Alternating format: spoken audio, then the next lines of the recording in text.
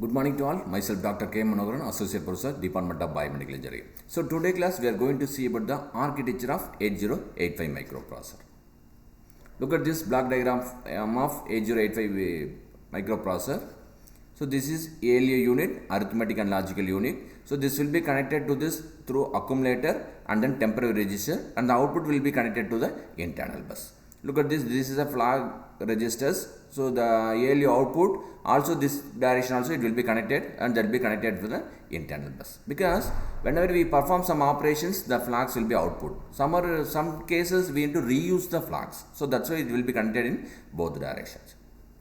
So this is interrupt control unit. All the interrupt like an interrupt RST 5.5, RST 6.5, RST 7.5 and trap, this will be connected here. And then we have this interrupt request and interrupt acknowledgement. So whenever the microprocessor or any other devices or an IO devices, request will be sent through this INTR, and then acknowledgements will be sent through this INTA signal.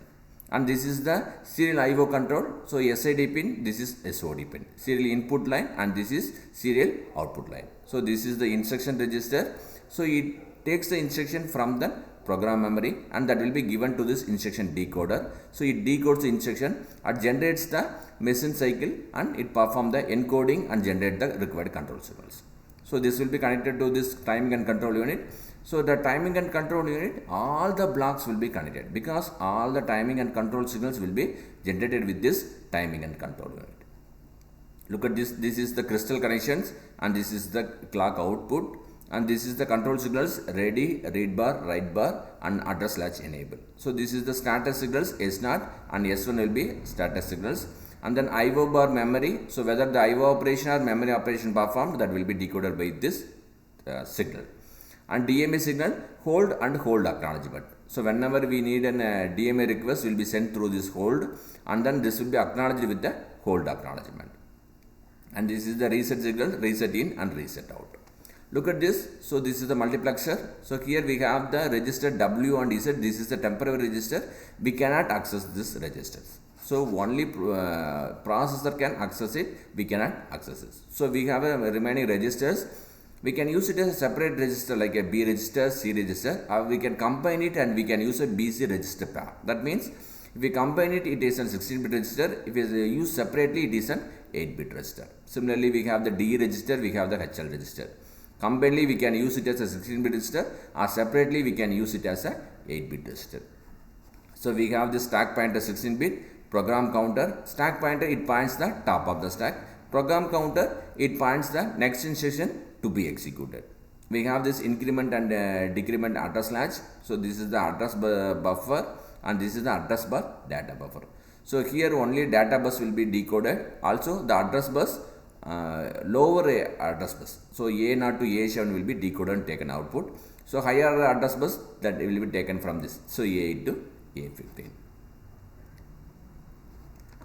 So ALU, it performs the arithmetic and logical operations. So like an addition, subtraction, and then logical operation like AND or XOR.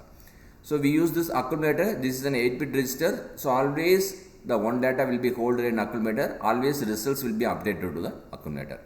Register, it includes 6 general purpose registers. So this is B, C, D, E, HL, and then it can combined as a register pair like a B, C, D, E and HL. So it have the program counter, it points the next instruction to be executed. Stack pointer, this is the register point the top of the stack memory whenever you are using a call and interrupts. So this will be pushed in the stack. Instruction register and decoders. So it fetches the instruction from the memories, it decodes them, and it generates the required control signals. So timing and control unit, it will be useful for synchronizing operations with the control systems like a read operation, write operation, or a clock synchronization. Address bus, we have a 16-bit unidirectional address bus, so to point the memory and IO locations. Data bus, we have only 8-bit bidirectional data bus, so this will be support for a data from a memory to processor or a processor to memory. Also from IO device to processor or a processor to IO device. Interrupt control, it can handle 5 interrupts, that is a trap, RST 7.5, 6.5 and RST 5.5. So and interrupt request. So this will be based on the priorities, so it will be handle the interrupts. And then serial input output pin, we use this SID pin and SOD pin. So this will be useful for a serial data communications. So control signals, it includes the control signals like a ready, hold, reset, so to make a processor active.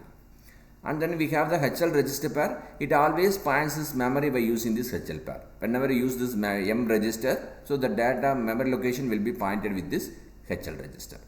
Clock generation, it operates on 3 MHz clock pulses. So this will be connected through the crystal oscillator. Decoding logics, it interfaces with the peripherals and memory chip to select the signals.